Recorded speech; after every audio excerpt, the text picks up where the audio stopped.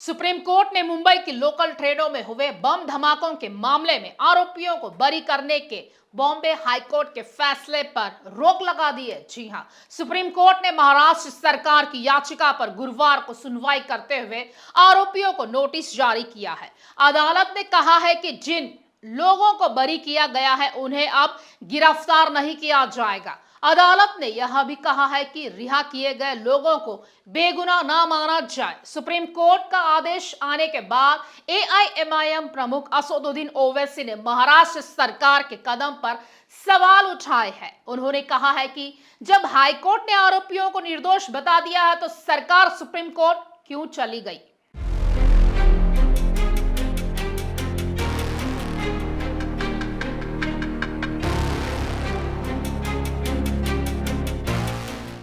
साल 2006 में हुए मुंबई ट्रेन विस्फोट ने हर किसी को दहला दिया था। इसमें 11 मिनट के भीतर 7 ब्लास्ट हुए थे, जिसमें 180 से ज्यादा लोगों की जान चली गई थी।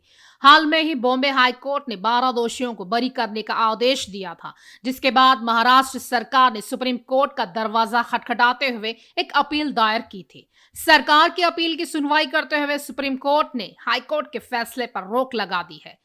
हालांकि इसे लेकर एआईएमआईएम अध्यक्ष असदुद्दीन ओवैसी काफी ज्यादा नाखुश है और सरकार पर कई सवाल खड़े किए हैं। ओवैसी ने कहा है कि अदालत ने कोई राहत नहीं दी है। उसने उस फैसले पर रोक लगा दी है और कहा है कि 18 साल बाद जेल से रिहा हुए आरोपियों को दोबारा गिरफ्तार नहीं किया जाएगा।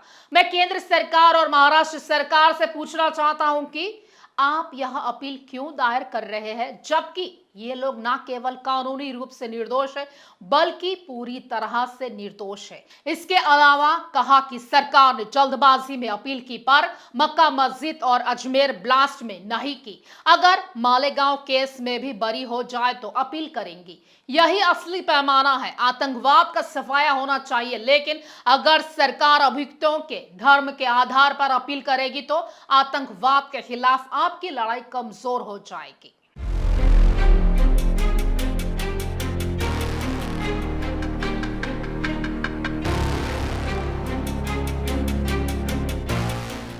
बता दें कि 2006 के मुंबई ट्रेन विस्फोटों में 189 लोगों की जान गई थी और 800 से ज्यादा लोग घायल हुए थे। बॉम्बे उच्च न्यायालय ने 21 जुलाई को इस सिलसिलेवार बम विस्फोट मामले में निचली अदालत द्वारा दोषी ठहराए गए सभी 12 लोगों को बरी कर दिया है। 2015 में एक निचली अदालत ने इन 12 अभियुक्तों को दोषी ठहराया था, जिनमें से 5 को मौत की सजा और अन्य को आजीवन कारावास की सजा सुनाई गई थी। हाईकोर्ट के आदेश पर प्रतिक्रिया देते हुए ओवैसी ने कहा था कि 12 लोग 18 साल से ऐसे अपराध के लिए जेल में हैं जो उन्होंने किया ही नहीं। उनकी जिंदगी का सुनहरा पल बर्बाद हो गया, जबकि 180 परिवारों के लिए कोई राहत नहीं है, जिन्होंने अपने प्रियजनों को खो दिया और कई घायल हुए। उन्होंने पूछा, क्या सरकार इस मामले की जांच करने वाले महाराष्ट्र एटीएस के अधिकारियों के खिलाफ कार्रवाई करेगी?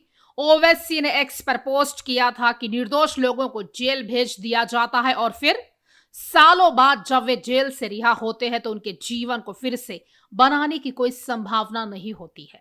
पिछले 17 सालों से ये आरोपी जेल में है। वे एक दिन के लिए भी बाहर नहीं निकले हैं। उनकी जिंदगी का ज्यादातर सुनहरा पल बर्बाद हो गया है।